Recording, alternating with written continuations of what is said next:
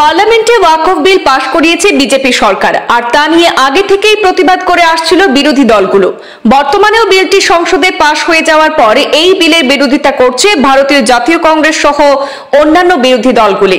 ওয়াকফ বিল নিয়ে এক প্রকার উত্তাল পরিস্থিতির সৃষ্টি হয়েছে গোটা দেশ জুড়ে। সেই প্রতিবাদের ঝড় এসে পড়ল ত্রিপুরা রাজ্যের উত্তর জেলায়ও। আন্দোলন চলছে, এই আন্দোলনে শেষ নয়, এই আন্দোলনে শেষ নয়, লড়াই লড়াই লড়াই চাই, লড়াই লড়াই লড়াই চাই, চলছে অন্যথা সারা দেশ জুড়ে জাতীয় কংগ্রেসের আন্দোলন চলছে।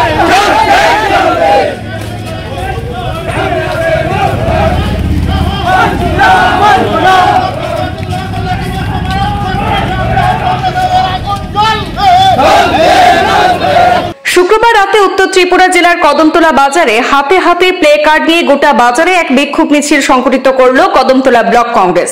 তাদের একটাই দাবি, এই বিল সংবিধান বিরোধী, তাই অতি সত্বর বিলটি প্রত্যাহার করতে হবে, অন্যথায় গোটা দেশব্যাপী আন্দোলন চালিয়ে যাবে কংগ্রেস দল। এদিকে এদিনে বিক্ষোভ মিছিলে উপস্থিত ছিলেন পিসিসির সদস্য গিয়াসউদ্দিন চৌধুরী, কদমতলা ব্লক কংগ্রেস সভাপতি মানিকলাল দাস, কংগ্রেস নেতা আব্দুল বাসির চৌধুরী প্রমুখ। অপরদিকে কংগ্রেস নেতা আব্দুল বাসির চৌধুরী জানিয়েছেন, কেন্দ্রে বিজেপি সরকার সংখ্যাগরিষ্ঠতার অপব্যবহার করে এই বিলটি মানুষের উপর জোর করে চাপিয়ে দিয়েছে, তাই এই বিল প্রত্যাহারের দাবিতে গোটা দেশ জুড়ে কংগ্রেস দল আন্দোলনে নেমেছে। তিনি বলেন, বিগত দিনেও কৃষি বিল পাশ হয়ে যাওয়ার পরও কৃষকদের আন্দোলনের চাপে পড়ে বিল প্রত্যাহার করতে বাধ্য হয়েছিল কেন্দ্রীয় সরকার, তাই ফের এরকম একটা পর্যায়ে যাতে ভারতবর্ষের মানুষকে যেতে না হয় তার জন্য সরকারের কাছে এই ওয়াকফ বিল প্রত্যাহারের দাবি জানান তিনি।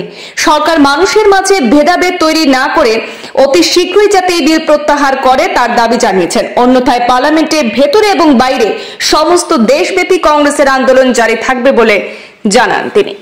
আপনারা সবাই জানেন, ভারতবর্ষে বিজেপি দল ওনাদের সংখ্যাগরিষ্ঠতার জুড়ে একটা অবৈধভাবে মানুষের উপর জোর করে চাপিয়ে দেওয়ার ওয়াকফ বিল যে পাশ হয়েছে, এই বিল প্রত্যাহারের দাবিতে সারা দেশব্যাপী ভারতীয় জাতীয় কংগ্রেস আন্দোলনে নেমেছে।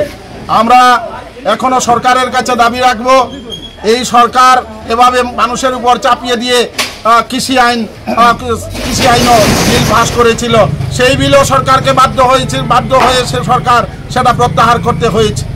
এরকম একটা পর্যায়ে যাতে ভারতবর্ষের মানুষকে যেতে না হয়, আমরা দেশের সরকারের কাছে আবেদন করব, ভারতবর্ষের মানুষের মধ্যে শান্তি সম্প্রীতি বজায় রাখতে আমরা বলবো এই বিল অবিলম্বে প্রত্যাহার করা হোক। এই দাবি নিয়ে আমরা ভারতীয় জাতীয় কংগ্রেস ভারতবর্ষের পার্লামেন্টের ভিতরে বাইরে আমাদের আন্দোলন অব্যাহত থাকবে, কারণ ভারতীয় জাতীয় কংগ্রেস ভারতবর্ষের স্বাধীনতার আন্দোলনের কাণ্ডারি ছিল এই ভারতীয় জাতীয় কংগ্রেস।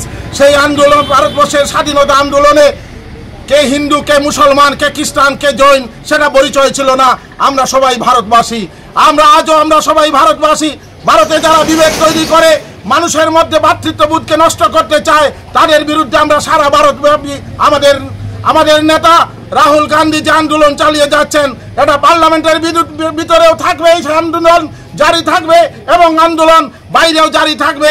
তার সূচি অনুসারে মিছিলে আমাদের সঙ্গে রয়েছেন প্রদেশ কংগ্রেসের মাননীয় সদস্য শ্রদ্ধেয় গিয়াসউদ্দিন চৌধুরী মহোদয়, সঙ্গে রয়েছেন 54 কদমতলা খুর্তি ব্লক কংগ্রেসের সভাপতি শ্রদ্ধেয় মানিকলাল দাস সহ ব্লক কংগ্রেস এবং মাইনরিটি কংগ্রেস, যুব কংগ্রেস, এনএসওয়াই সব সংগঠনের নেতৃবৃন্দরা আজকে ময়দানে নেমেছেন। এই আজকের মিছিল শেষ নয়, যদি এই বিল প্রত্যাহার, ওয়াকফ বিল প্রত্যাহার না হয়, আমরা আরো বৃহত্তর আন্দোলনে যেতে বাধ্য হব। আমরা সরকারের কাছে দাবি জানাবো।